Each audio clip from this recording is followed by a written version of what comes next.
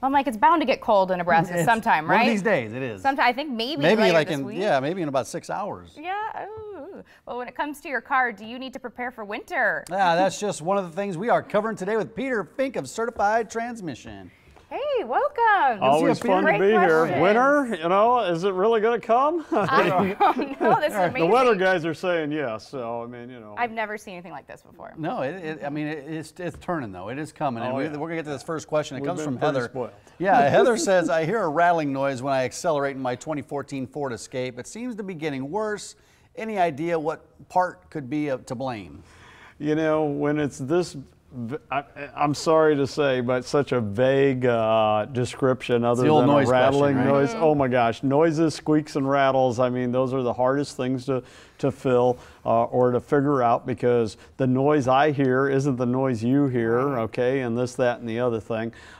If I had to take just a wild guess, okay, and looking at it's not that old a vehicle, I would have to probably think we got an exhaust shield rattle. Okay, that's usually what we hear or see as the exhaust, especially around here with the rust, okay, and different things, and the hot and cold and the salt and everything. We see them break or rust out basically, and it'll cause a rattle. So I would have to probably think there. You're probably going to have to get it to a shop. Make sure you road test with the technician that's going to work on it, because like I said, I can't tell you how many horror stories we've always heard, and it ain't really a horror story. They fix some noise, but it ain't the noise you were complaining about, okay, and stuff, you know. So from this one, it didn't say it's under the car, under the engine compartment, you know, interior, I mean, in the dash. I really have no clue what they're talking about, okay, and stuff, you know. So I wish I could help more, but without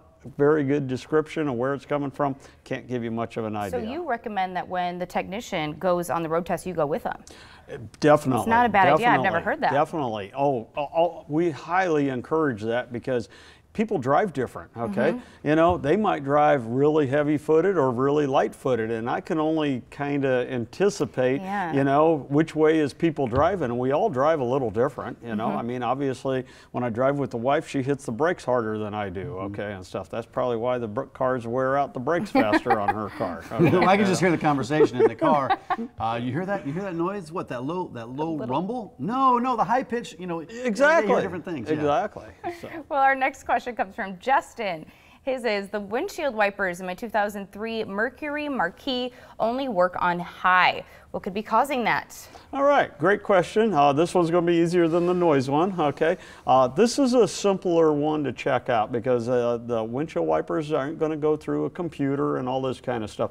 You can use a test light or a voltmeter. Basically, just go out to the windshield wiper, turn it on, see if there's electricity out there, okay, and stuff. And if there isn't, then chance that you start tracing the circuit back, probably the windshield wiper switch.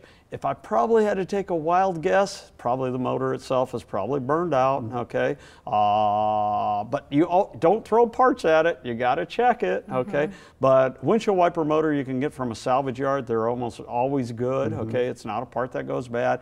It's probably going to be a fairly inexpensive part when you get a used one. If you buy a new one now, totally different story. You will pay probably $150, $200, $250. A used one you might get for $25, $35, okay, and stuff. Same with the switch. Now switches aren't going to be as much, but again, from a salvage yard, it's going to be a heck of a lot cheaper, okay, and stuff. It's probably going to be one of those two. Check your fuses first, okay, because sometimes on windshield wiper, just like a heater, they have a high circuit and low circuit and use different fuses, okay, and stuff. So check your fuses first. Gotcha. Okay, let's get to this final question. It comes from Melanie, and this is what we were talking about with the weather here. Is there anything special I should do to get my car ready for colder weather? You know, if you've been doing proper maintenance on your car, the answer is going to be very short. No, you don't have to do anything if you've been doing proper maintenance.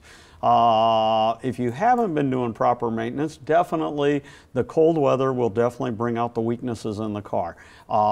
First thing, of course, is always antifreeze, okay? Kind of the simple things, okay, we talk about. I mean, you want to make sure that the engine isn't going to freeze up, okay, and stuff. Next is your battery, okay, and stuff, to make sure it's going to start. If that battery's 4 or 5 years old, you know, I would replace it, because I don't like to have trouble, okay, and it's no fun trying to jump start it when it's 20 below outside. outside, or 0, or whatever. So if it's 5 years old, just put a new one in it. It's already weak.